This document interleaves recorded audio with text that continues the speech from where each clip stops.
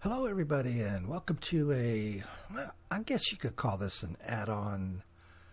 It's a not really an add-on showcase. This is a mega production system, kind of using the add-ons. Obviously, I'm using basic machinery, refined storage, and extreme crafting. That's what the whole point of this is, to accommodate extreme crafting. Now, just to recap on extreme crafting, we've got this is a new mod that I Am Motionless put out on the Vantage website. So yeah, this is sort of end game, pretty much like what it says, extreme crafting. You have these gems basically, which is sort of the first step in all this, and as you can see, they take a significant amount of resources to do this. But then in order to actually build some of this stuff, you have to have multiples of those. And that might not be too bad. But then let's get up into the infinity stuff. You know, these are the ultimate stuff. So, you know, you could say that's not too bad. It is, but it may not be too bad. But let's get up to the infinity stuff. So you have an infinity nugget. Now we need ultimate blocks, which are 9 of the ultimate ingots, which again is this stuff right here. There we go. And of course you need a nether star. Now you can get the nether star from, you don't have to kill the wither. You can get this from item exchange or element exchange. You can do that from this to get that. So that's not really that big of a thing. I don't know of any way to actually generate that in a production system. So you'll just have to manually build those. The nether star really isn't the issue. It's the fact that you have these ultimate blocks. So you got 8 ultimate blocks, which are 9 of the ultimate ingot, which is a block of everything, including a netherite ingot. So a significant amount of resources. That's kind of the whole point of this is to give you in-game stuff.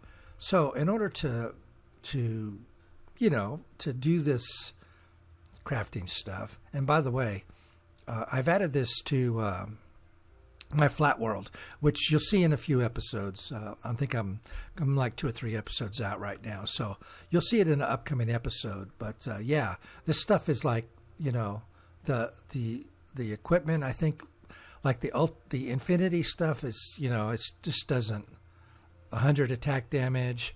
It doesn't have any durability on it. I think it'll last forever. It will never thing.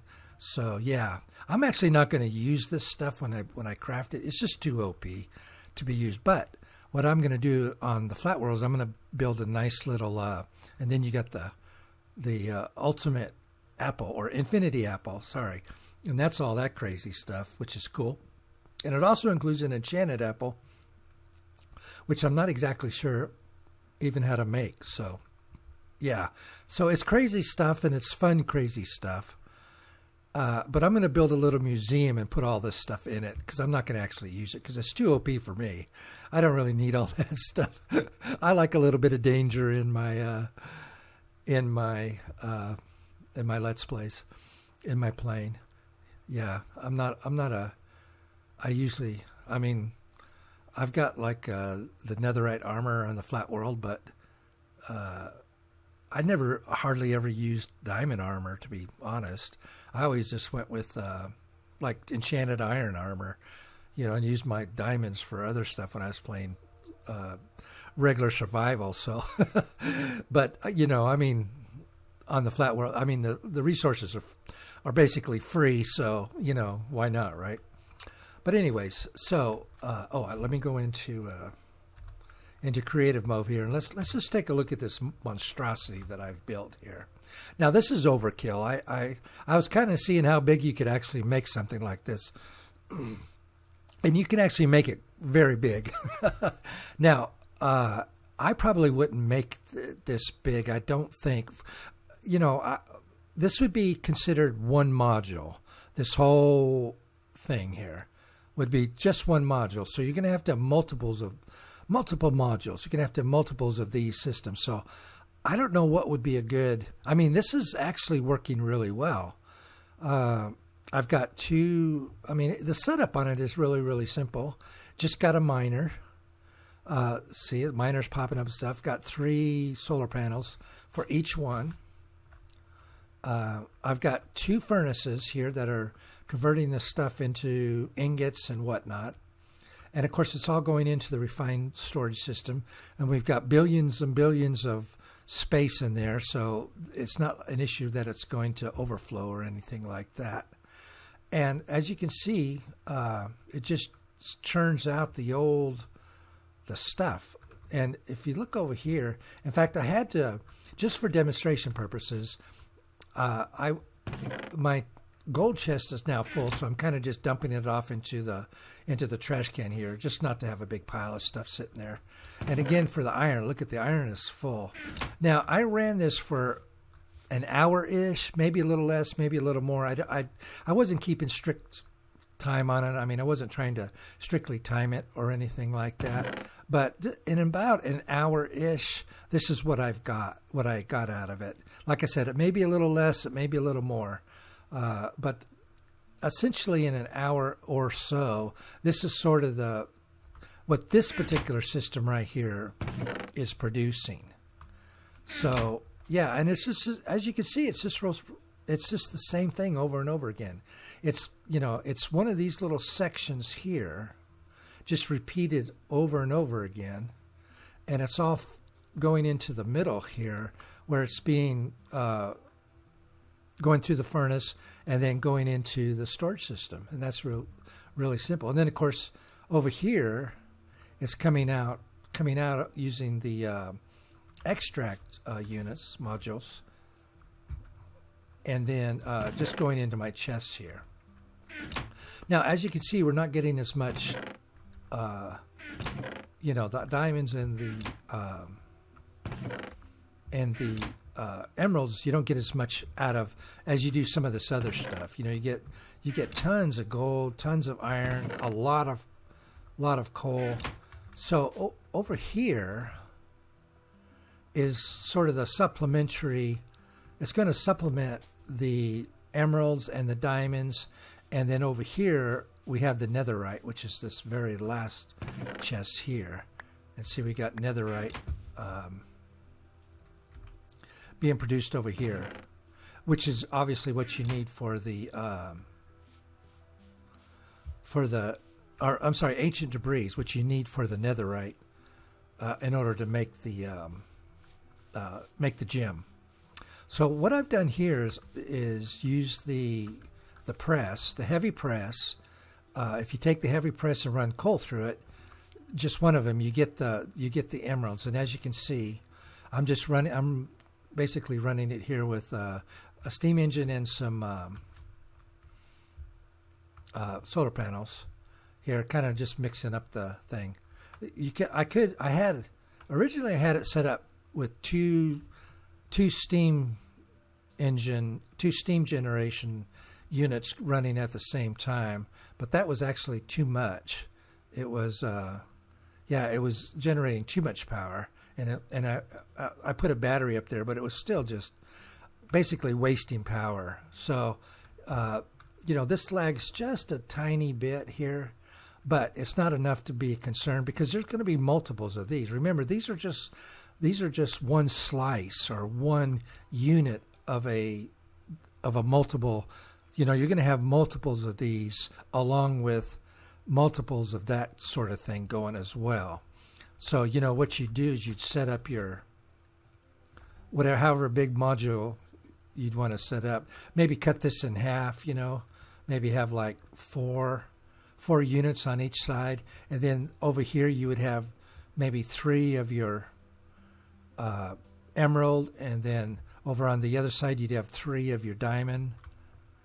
And the diamond's the same thing. It's just that you convert it to emeralds, and then you press the emeralds to make diamonds. So you just use 2 of the heavy presses instead of 1. And you could have 3 of those over here. So that would comprise one unit, well, almost 1 unit. And then you need your ancient debris. You need to generate that. And you do that with with the nether miner, and it will produce ancient debris. And all that goes into the storage system, except for the blackstone. It doesn't. So you have to pull that out. But if we look at the storage, we can see we have netherrack in there, quartz ore, soul sand, soul soil, stick. I'm not sure where the sticks come from. I must have been. I don't know. I'm not sure where those sticks are come from. I don't remember having any. Yeah, I don't know. I must have had them somewhere, but I don't remember messing with sticks. Yeah, nothing I've had is using sticks that I'm aware of. Anyways, there's sticks in there for some reason.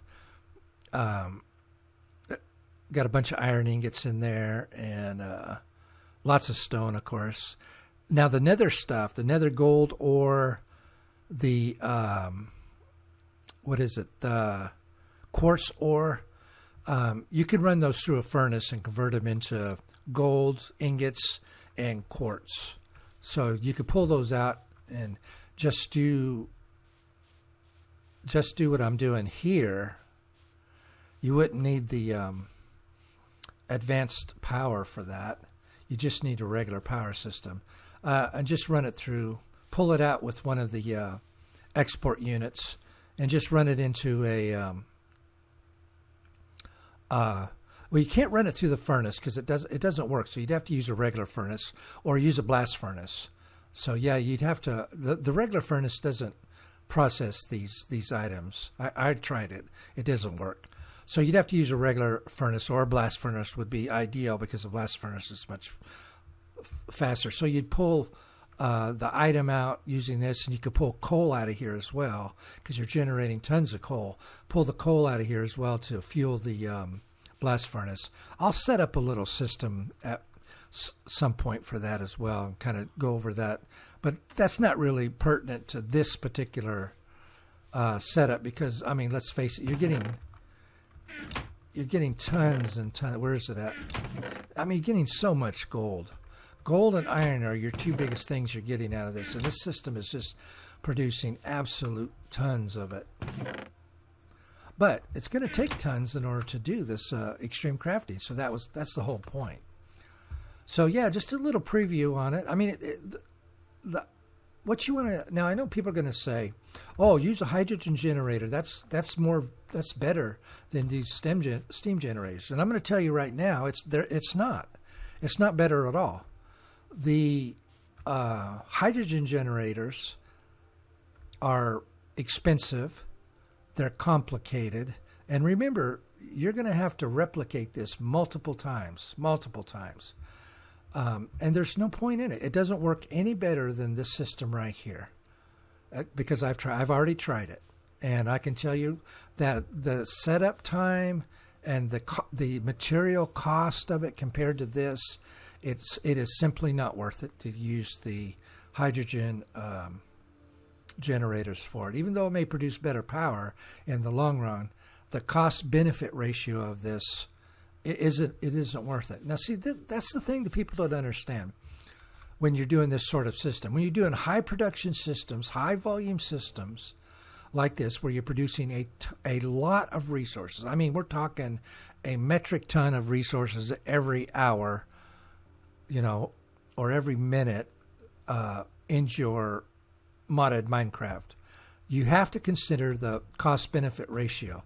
Because in order to do this effectively, you're going to have a bunch of this.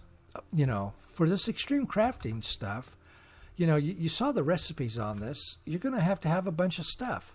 I mean, I've got a lot of stuff in here, but, how many ingots is that actually going to make? And I don't even have the netherite in there, which I have to get as well.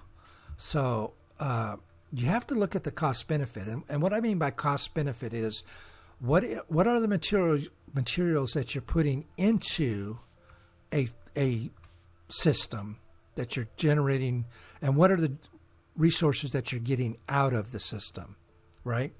So if it takes more resources, if you're spending more resources to generate the power than you are on what you're getting out of your system on a per hour or per minute basis or whatever it is, then it isn't worth it. You say, well, over the long term, you're going to recoup those costs. Yeah, well, sure you are. But remember, this isn't an isolated system. You're going to have to replicate this multiple times. And you want something that, number one, is easy to set up, that is very simple to set up, because you're going to be doing this over and over and over again. And you want something that's relatively efficient. And, the hydrogen generating isn't easy, and it isn't that efficient. You have to have the oil generator. You have to have the gas chamber. You have to have the gas, whatever it's called, the gas splitter, gas fractioner. You have to have 2 gas chambers, and you need at least a couple of the generators per. And you may marginally get more items out of it doing that, but in the long run, all you really need to do is add a few more of these that are way cheaper and way easier to do, and you're good to go. And everybody has their own way of doing it, and if that's the way you want to do it, then do it that way. There's absolutely nothing wrong with that. I'm not trying to tell you how to play the game, and that's the problem. There are so many people out there that want to tell you how they think you should play the game. And of course, that's really not the thing at all. So now you can see I've got a little bit of a backlog here, and that's because I was fiddling around with this stuff earlier. I need to probably set up another bank of that, but that's fiddly stuff. The basic design is what you're looking for here, and you can always fix that when you do. It looks like it's broken actually. Yeah, it's not even going through here for some reason. Yeah, I'm not sure what's going on there. I broke it somehow. Let's just do that for right now. There we go. So you have to look at more than just what the cool thing looks like for this. Of course, if you're going to do something like this and you want to do that, that's fine. Like I said, it's your game. You can play it how you want to. I personally, because I want to do multiples of these modules, and what I'm going to do on the flat world is on the outside of the wall. If you watched any of those videos, I have the wall around the base. And on the outside of that, we're going to put a secondary wall. It's just going to be a little too high, simple wall. I'm going to make a nice little design for it, but it's just going to be a very simple wall. But it's going to go all the way around the base, and then these units are going to go all the way around the base. And they'll all dump into the refined storage because I've already got that set up, which you'll see. I don't know if I've already done that yet or not, and where I'm at. I'm like 3 videos ahead on Flat World, so I'm not exactly sure where I'm at on that. But yeah, these will be going around the wall, and then I'll put probably a reduced version of this, maybe 4, and then put 3 of the emeralds, 3 of the diamonds over here, and then maybe a couple of these on either end. And that would be a complete section, if you will, one complete module for this. And then we just continue on and keep doing it, all the way around that. And the number of, that should be plenty, I think. The limiting factor here, of course, is the ancient debris. So I may need to set up more of these than I do, the diamond or the emerald. With this little system that I've got here, this little demo system, I'm producing a pretty decent amount of diamonds and emeralds. More emeralds actually than diamonds, which is interesting. But yeah. Well, anyways, guys, I just wanted to kind of just give you a little idea on how you could set up some sort of mass production system for this extreme crafting. This is the kind of thing that I just absolutely love doing. I love trying to figure these out, and try to be efficient. I try to be, my mantra on almost everything is keep it simple, stupid. And that's kind of the mantra that I follow. I did that back when I was a full-time programmer, doing application development and database development. Keep it simple, stupid. And that's sort of been my philosophy on any of this stuff.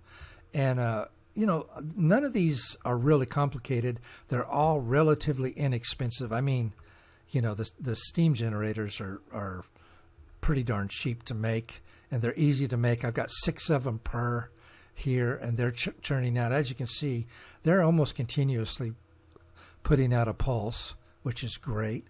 All of this stuff runs off of coal. As far as these two systems here, they both run off of coal, and we've got tons of coal coming in, so that's not an issue. And then this one here, we've got the nether miner, and it's popping up, and we'll just have to do multiples of these until we get a decent amount of ancient debris coming in. But as you can see, it's coming in on a fairly steady rate. I mean, even with just one little thing set up, it's coming in at a fairly steady rate. Now, of course, it's going to take, you have to have 4 of these. Four of these and 4 gold. The gold isn't going to be an issue. Gosh, we got so much gold. But again, this is going to be the limiting factor here. But, this isn't, the point of this is that this isn't something that you do and you're done with. You're not going to do a 30-minute episode and get through all this stuff in one episode. That's not the point. The point is this is a long-term, ongoing project as you slowly, get your system up and running in order to accommodate the extreme crafting, and that's kind of the whole point of this. Now I had to get rid of advanced machinery because, especially using a system like this, the block lag was just, it completely shut down.